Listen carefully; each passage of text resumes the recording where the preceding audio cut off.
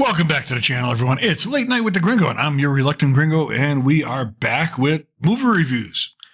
Yeah, it's movie review time, so I wanted to get on real quick, and we saw a double feature yesterday, which was awesome. So we saw 2 new releases, and they're probably going to make a lot of money. I hope they make a lot of money because they're both really good films, and I have some nitpicking negative things to say about each film, right? Because it's a review, so not everything's perfect, but in the long run, it was a great time at the movies. So we started out with Lilo and Stitch, the live action, went right into Mission Impossible, The Final Reckoning, and just had a grand old time at the movies down here in Mexico. And of course, like I said on today's broadcast earlier today when we were talking about just kind of touching upon things is, you know, the great thing about seeing a movie in Mexico is just it's cheap. It's also cheap. So for $12, we get popcorn, 2 hot dogs, 2 sodas, and 2 tickets. That's $12. On the day the movie got released, right? I don't know if you can get that kind of deal in the United States anymore. I don't think that's a deal you can get. So, but that's what it cost us, and another $12 to see the second movie. But let's start out with so Lilo and Stitch makes $14.5 million in previews. Mission Impossible: The Final Reckoning earns franchise best $8.3 million. Now, with Lilo and Stitch, I can tell you, down here, there's 2 things that they love. If there's 2 things they love when it comes to, they love Tom Cruise, and we're going to get into him in a second after we get past Lilo and Stitch, and Disney. And then Stitch, for some reason, is like a rock star down here in Mexico. You see him everywhere. He's just ubiquitous. He's just everywhere. You see kids stuff, whatnot. This just Lilo and Stitch merchandise just to this day. And what I was, as we were on our way to the theaters, I was saying to ourselves, well, we got a couple stops to make and it'll be fine. We'll get there, we'll get our tickets for the showtime that we wanted. There were lines, right? So yes, people do use the internet down here a lot to order this stuff online, but it's, of course, there's a lot of people that are just old school, like to do things the old school way. Lines of people at theaters that had not yet opened to get their tickets. And I'm going to say it was for Lilo and Stitch. Maybe some for Mission Impossible, but mostly for Lilo and Stitch for the kids and all that. Just lines and lines of people at every theater that we passed. And there were people showing up at these theaters.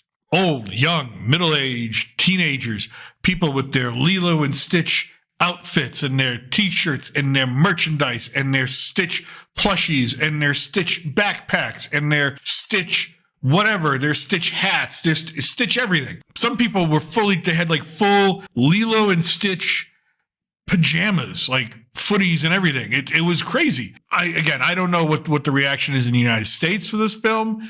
I know that it's more cynical of an audience when it comes to Disney and live action Disney in the United States. But I'll say down here, woo, they love this. I mean, but they hated Snow White, same as everybody else. But down here, they were loving Lilo and Stitch. And it was a fun movie.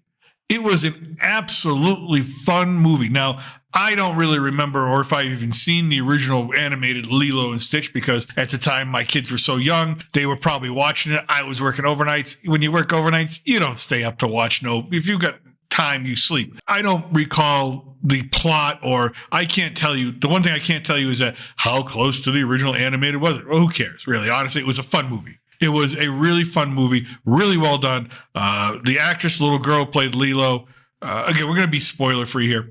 She was great. Her expressions, her interactions, and how she did things was great. The animation on Stitch was awesome. Stitch was hilarious. He was just a maniac. He was a menace. He's an absolute menace. And I think that's exactly what he's supposed to be, is a menace. And that's how he came across, as a menace. And it was funny. Every single thing he did was funny. It got a laugh. It got a chuckle. It got you amused. The rest of the cast, they were great. They were supporting. They did their role. No one took their role too seriously, right? It's like, oh, it's a live act. This is probably one of the best live action Disney remakes I've ever seen. And, I mean, it's, again, maybe it's not hard to say that because the last one I saw was probably the worst Disney live action remakes I'd ever seen in the form of Snow White. And so I think this one sort of, cancels that one out, kind of wipes that slate clean. The 2 aliens that pose as Earthlings, they were funny as hell. And Zach Galifianakis, by the way, at first I'm like looking at the actor on screen. I'm like, I wonder if he's related to Zach Galifianakis. Turns out it is Zach Galifianakis. He's lost so much weight. He looks so different. Good for him, being healthy and all that. That's awesome. They were funny. They were great. But the movie starts out and you're right into it. There's no long drawn out anything. It's just you're right there in space, and then it just goes. The movie's about family. That's really the centerpiece message of the entire film. Ohana, family. There's no other overt message that I can tell you is in it. It's a Disney film about family and just taking care of each other and being there for each other and accepting each other, even though you have flaws and faults and, sometimes just screw up. But that's life. And that was a movie. And it was great. It was an hour and 40 minutes, an hour and 45 with credits and things like that. It was just a good time. It's a good time for families. If you're a family, if you're looking for family entertainment, it's a good time, and it's a good film to see, right? You're not going to have to go in there worrying about anything. You're not going to worry about explaining things to your kids later on and be like, Mommy, why was that person so-and-so and such and such? None of that. It was just plain up, straight up Lilo and Stitch remake.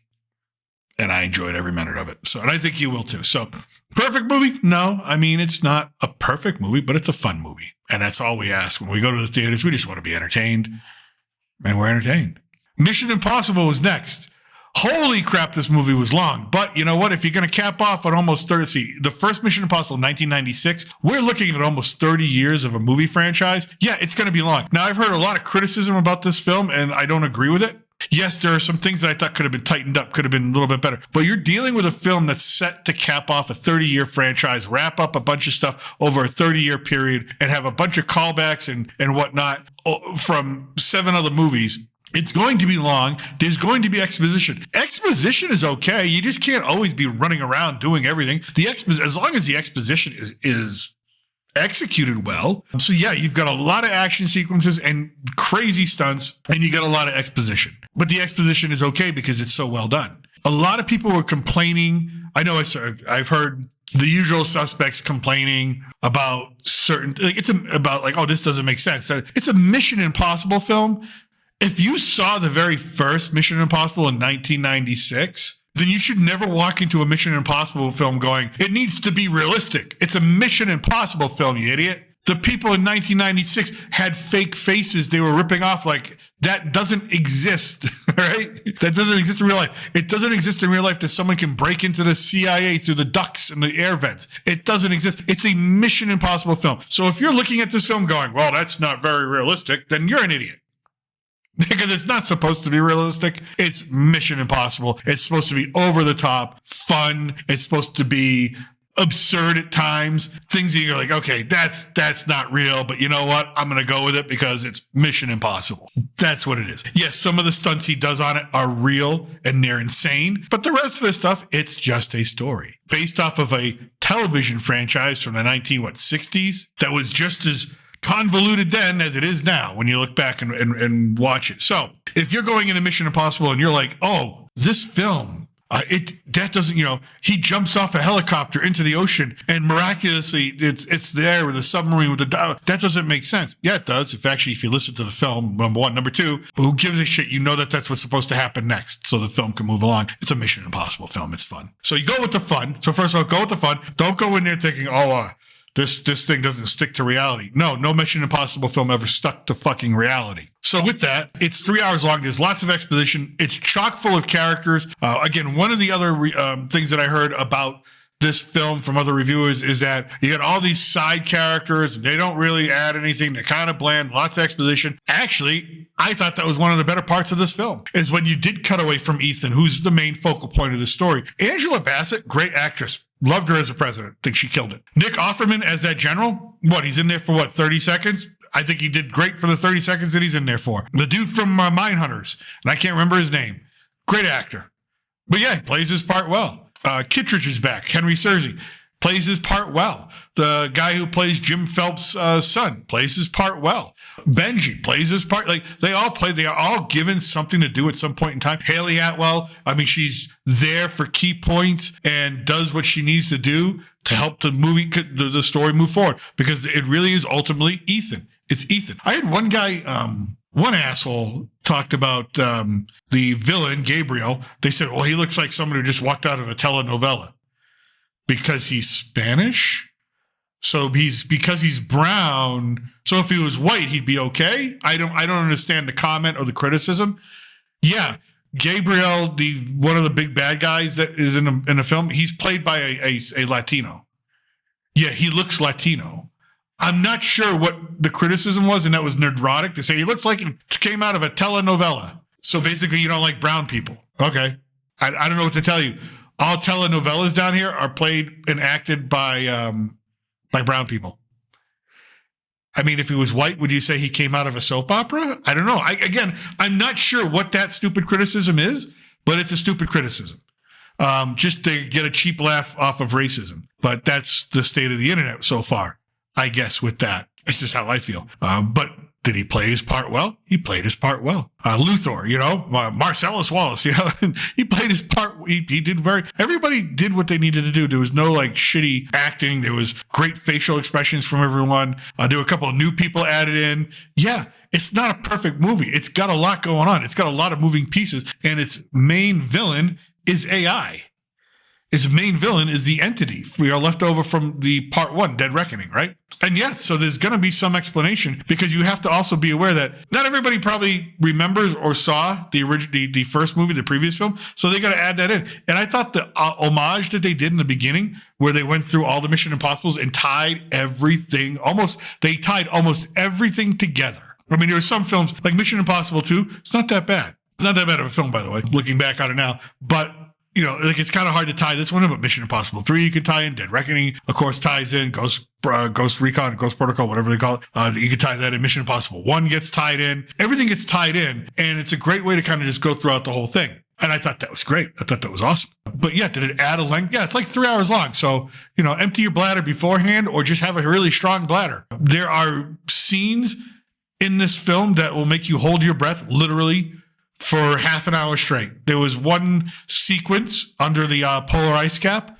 It was one of the most anxiety-inducing, tension-inducing scenes I've ever experienced in a theater. Never mind the biplane, that the famous scene at the end that everybody knows about now with the 2 planes and him hanging off the planes and things like that he didn't realize. Yes, that was awesome. That could have actually been cut by a couple minutes. Like, I guess you could also label this film The Long Goodbye. It was a long goodbye, but it's a 30-year franchise that's been legendary. And let's face it, Tom Cruise, they call him the last movie star on the planet. He probably is. He came down to Mexico. He talked. The thing we like about Tom is that, get rid of all the Scientology crap, all the other crap that people talk about and think about, is that he's really has a lot of gratitude. And he's grateful for where he is and for the fans, and he just wants people to have a good time at the theaters. He doesn't want to get mixed up in any of the bullshit. He doesn't want to get mixed up in any of the politics. He doesn't want to get mixed up in any of that. And yes, I saw that some people are complaining there's some DEI woke shitness. I don't know what they're talking about. Yes, Angela Bassett is a black woman. She plays the part of the president. She plays it well. I don't consider that DEI woke. Yes, there is a rear admiral in the Navy that's played by a woman who has very little to do with, she gives Ethan a chance to move the plot forward just by saying, okay, by reading a note. Like, she's not like girl bossing it up or something like that. There's a diver who is a female. Okay. Again, I'm not sure.